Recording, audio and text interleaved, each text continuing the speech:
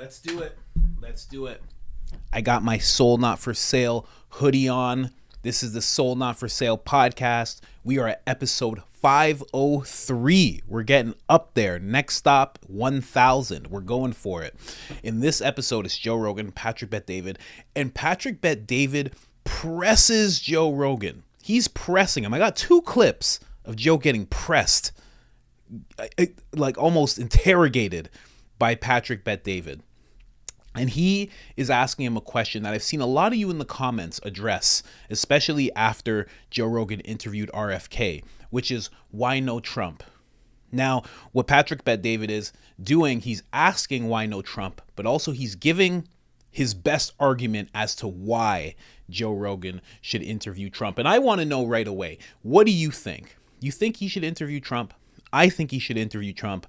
I think that if Trump steps out of the presidential type of mind frame and is just himself, I think it could be a podcast that's funnier than the Alex Jones podcast. I think it could be incredible. And if he stays presidential and speaks like a man who's running for president, it would be just as mind-blowing.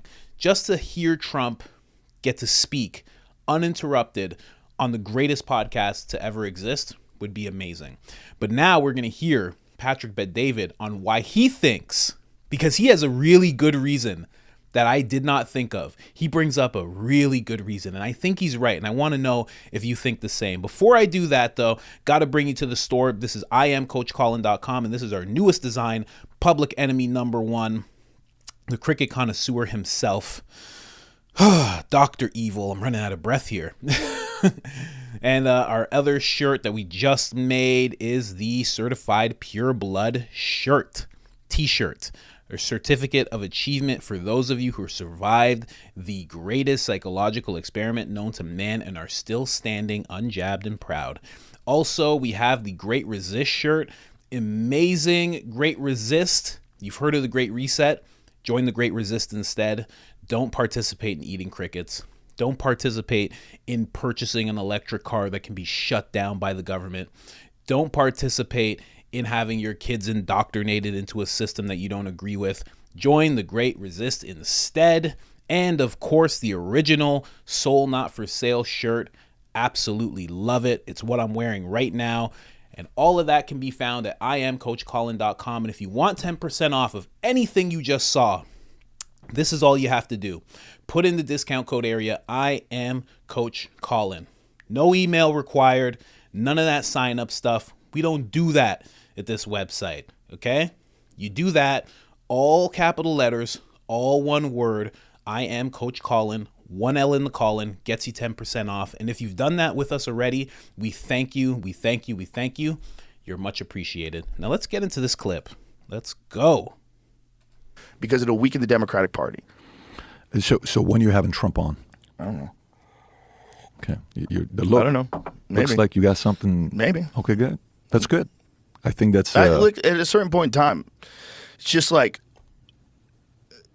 it would be interesting to hear his perspective on a lot of things. I would like to know, what is it like when you actually get into office? I would like to know things like, what is it like versus perception? Yeah. What is it actually like when you get in that building? Like, what are you greeted with?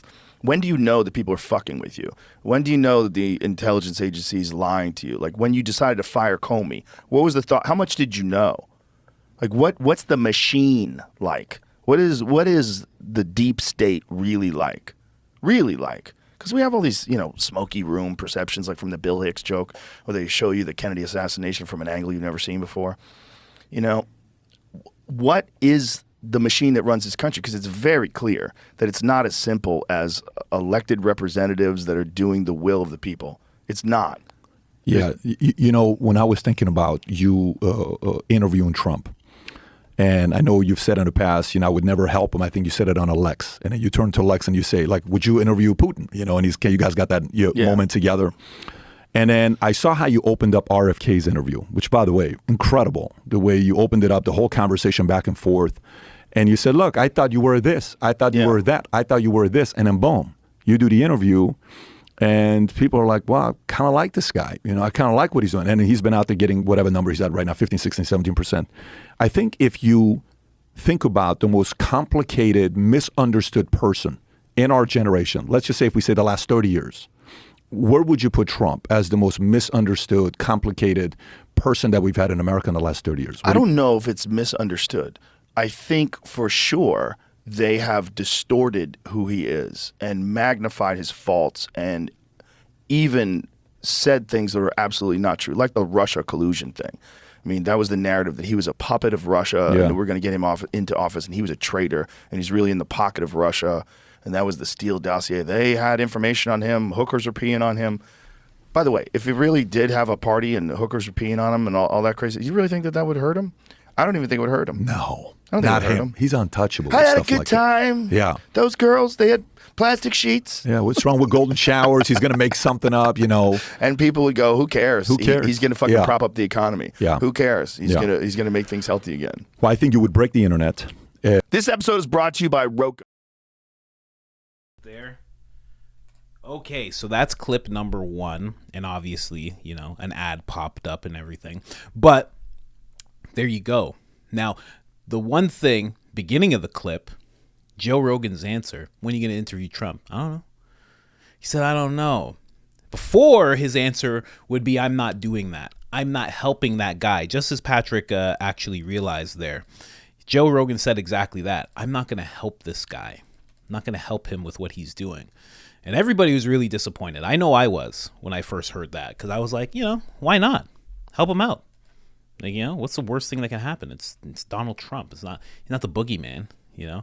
And the thing he's trying to do is help the country. In my view, obviously someone else who doesn't support Donald Trump will think that he's doing something very evil and that he's so racist and bad for the economy and for society that you shouldn't have him in there. But as far as I can see, he's somebody who implemented some pretty good policies and had the economy thriving. He really did. I mean, when you compare it to like Obama, when you compare the war that was going on, like if you compare the two presidents, war, compare them with like just society, how they were doing in terms of economic growth and all that. The only thing, if you compare how divided society was, Trump people were more divided. But I don't blame that on Trump. I blame that on the two-party system. That's inevitably going to happen. And it's not like the world wasn't divided when Obama was in office. People were still divided. There were a lot of people that were like, I remember my buddy being like, this guy's the worst president we've ever had. And at the time, you know, I didn't really know what he was talking about. I'm like, what do you mean? Like, he's great. He's doing some great stuff. But again, let's go back to Joe. He seems like he's going to interview Trump. Seems like he is, but that wasn't enough for Patrick. Patrick was like, that's not enough. It's not enough. I gotta bring up more of a case to get this guy to interview Donald Trump. And here it is. To bet $350 to win $100 on Hillary, but if you bet $100, I think you win $550 with Trump or some number like that. The underdog won, the greatest underdog of all time of politics, right? Okay. So let's fast forward 20 years from now. Let's go to 2043. We're doing a podcast, you're 75. Okay? I don't know if you're doing podcasts, but that'd be one hell of a podcast at 75. And maybe we feel a little bit more comfortable coming out at that time because we're traditionalists, we're older generation. Then maybe we're a little bit more careful about what people think about us right now. But at 75, we look back and we look at the list of podcasters. Who are the greatest podcasters of all time? Joe Rogan at the top, GOAT. Who's the greatest this, that? And he's like, dude, but he never interviewed that guy Trump. I'm going to be like, what are you talking about? Wait, let me get this straight. The greatest podcaster of all time never interviewed Trump at a time that he didn't do that? Dude, that's crazy. I don't believe it. Why not? It had to be personal. It had to be this. So to me, I think the guy that's going to interview him in a way that nobody else is going to interview him, you're going to ask some questions that you want to know about. Like, you know, hey, what happened with JFK? Are we really going to find out? Can you commit to us? Are you going to come out with the files or no? So I really want to know. Last time you said you did, but you only gave us 80%. Are we going to get the other 20%? Aliens. What the hell is going on with these aliens? Are we going to know or no? Can you give us a glimpse? Do you think we should know? I don't think he'd tell you anything about that. But what I'm saying... I think that would be a waste of time. Yeah, but what I'm saying is whatever angles you choose to take. Right. Okay, it's your show. You get to take whatever angles you want to take. I think it'd be very weird to look back. There's going to be no mainstream media 20 years from now. You know that, I know that. To look back and say Joe never interviewed Trump, that's kind of weird. So that's my pitch to you. Good. I like weird. You like weird? I like things that are weird. I don't know about that. I think one. Why don't you interview him? Why don't I interview him? I think if I give you my assessment on why. Have you ever tried? I'll give you my assessment on why I think. Okay. I think if he's him, okay, you're here, Joe. Everybody else is below you. In this space, not mainstream. In mainstream, he'll do Tucker. He'll do, Megyn Kelly, whatever. I don't know if he's done Megyn Kelly. He hasn't done it yet, but he'll do Tucker. He'll do Brett Baer. He'll do Hannity. He'll do all that stuff. But in this lane we're in, you have to do you first. Then comes everybody else. He can't do that. So I think we come after you come. Okay, I know this sounds crazy to you. Have you tried to get him on? We've talked about doing it. Multiple times it almost happened, but it never ended up happening. Why? One of the times was in 2015, 2016. We were talking to Hope Hicks. This was early on. This is when we had like 100,000 subscribers. We're like a small show. No one knows who we are. We're tiny. We're not doing anything crazy yet. And, 2015 or 2016, was it 2015, 2016. And we're talking to Hope. And I don't know if you remember Hope Hicks. She was a rock star. Everybody was trying to figure out who this girl is, who's underground, drop that gorgeous girl, great at getting stuff done. And we're on a call. Yes, we're doing it. It's going to happen. The next day, he makes a comment about Muslims. We talked to her. She says, guys, we have so many requests from mainstream media. We just don't have the bandwidth right now. So that was the missed opportunity in 2015, 2016, based on what Hope told us. Now, in regards to us doing an interview, we would absolutely do an interview because I think our audience, we take a different angle with the guy as well. But if I'm his advisor, I would advise him, you can't go to anybody else unless you go to Joe first. And I'm telling you, from a perspective of if I'm his counsel, I would say you go to Joe, then you go XYZ. Everybody else is XYZ Joe. You're Joe. Everyone else is XYZ. Okay? And I think he knows that, and I think the person in control right now is not him. It's you. Like the person in control with Hunter is Hunter's camp, not you. Do you know what I'm saying? Mm-hmm. Like, Hunter, no, Joe, whoever gets to say no, they're in control. Right.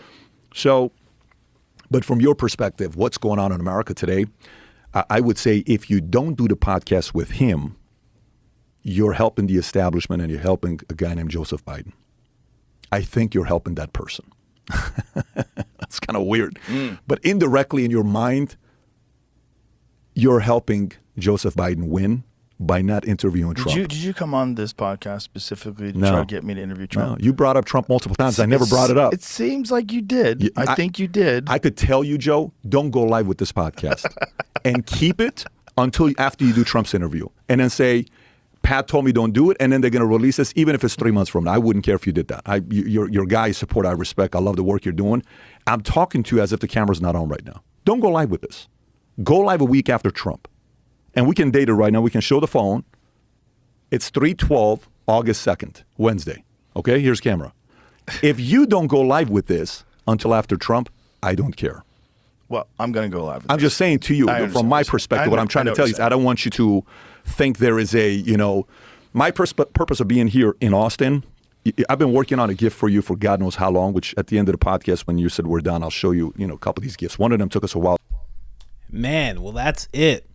That is the clip. And what do you think about that? What do you think about what he just said? Indirectly helping Joe Biden.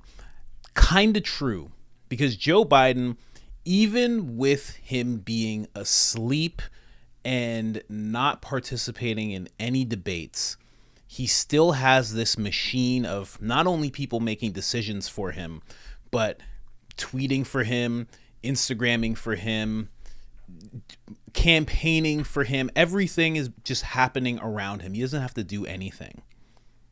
And the machine that's behind him doesn't just stop at his campaign people. The machine behind him goes into the mainstream media. It goes into, my opinion, from what I've seen, it goes into ABC. They have nothing bad to say about him. It goes into MSNBC. It goes into NBC. It goes into CNN. These people don't really have much bad to say about him. Even right now, you can see, and I'm even going to make a video about it, they have this delusional take on the whole Hunter Biden situation, which, freedom of speech, it's their opinion to have, but they see it as a compassionate father story more than anything else. That's fine. I get it. That's an angle to take. Everybody has their angles. But again, that whole machine around him is really pushing him forward. And that machine has control over a vast majority of public opinion. Maybe not quite a majority, but a lot of people. So when you don't interview Trump, when you don't give him the platform, I could see what Patrick is saying. If Trump doesn't get on the biggest platform there is, the biggest podcast there is, he's not going to get the same shake that Biden gets at NBC and ABC and SM and then CNN. Like, he's not going to get the same shake. I mean, we already saw his town hall with CNN. It was an ambush. It was an ambush by a nasty lady, as Trump put it. But he's just not going to get the same shake from that machine.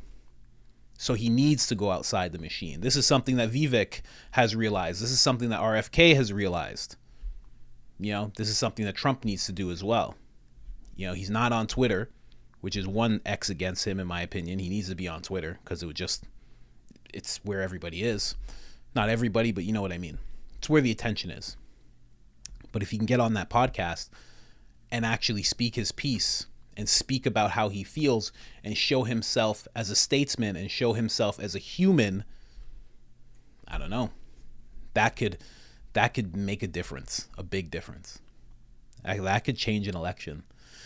Because the mainstream media, they have public opinion to the extent of everybody who watches mainstream media constantly. Usually people who go from some young people who are just, they just don't jump on, YouTube and everything to look things up. But the main demographic goes, I believe it's 45 to 65 plus years old. They can all vote, and they're all able-bodied enough to go out and make sure that they do vote. So they have that public opinion. Then when you go to the podcast, what Joe has, he has a little bit of that demographic, and he has a lot of the young people as well. It's interesting. I think Joe should interview Trump. And I can tell by his answers, he's going to. He even said in the first clip I played, he said at some point in time, it's going to happen. Because I just want to know, and then he just wanted to know certain things. So who knows when it's going to happen? He played RFK Jr. really close to the chest. Nobody knew that was happening. RFK didn't let loose any kind of clues that was going on. So for all we know, he's already interviewed Trump. For all we know, he's about to interview Trump. For all we know, he's interviewing Trump right now. Who knows? But I think it's going to happen. I think eventually we're going to see that. And when we do, oh man, that's going to be crazy. It's going to be crazy. And then it's going to be dun, dun, dun, dun, dun, dun, dun, dun, dun, dun, dun. Ladies and gentlemen, your new president, Donald Trump. Oh, he's going to come out. He's going to wave. He goes on JRE. He wins the election. Even right now, everybody's already looking like he's going to win this election. He already knows, he's a shoo-in to win this election. He goes on JRE on top of it. It's over. It's over. He gets a couple of sound bites of him being a person, making Joe laugh, being personable, being funny. That's it. It's done. It's over. And then get back to being great again. You guys, you ready for that? You ready for some greatness again? Oh, I know I am. All right, guys, like the video. It's down there somewhere. Subscribe if you have not subscribed already. We are making 1 to 3 videos a day. Who else is doing that? I don't know many. And other than that, I am out. Episode 503. Let's go.